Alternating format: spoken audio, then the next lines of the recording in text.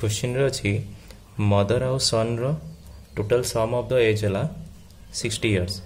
तो सी कही 6 वर्ष पूर्वर तांकर रेशियो थिला 5:1।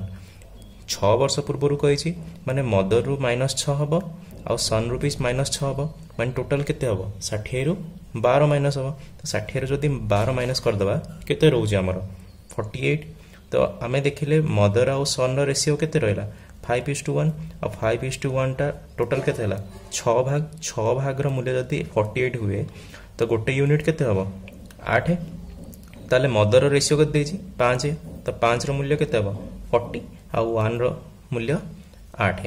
तो मदर रो एज थिला 40 वर्ष और सन रो एज थिला 8 वर्ष।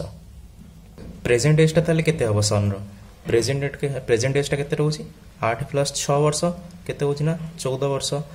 क्वेश्चन रे पचारिछि कोन ना तापर 6 वर्ष परे तार एज टा केते रहि जिवो। तो करंट एज जदि 14 वर्ष होला आ 6 वर्ष परे केते हबो ताको 20 वर्ष। This is the answer.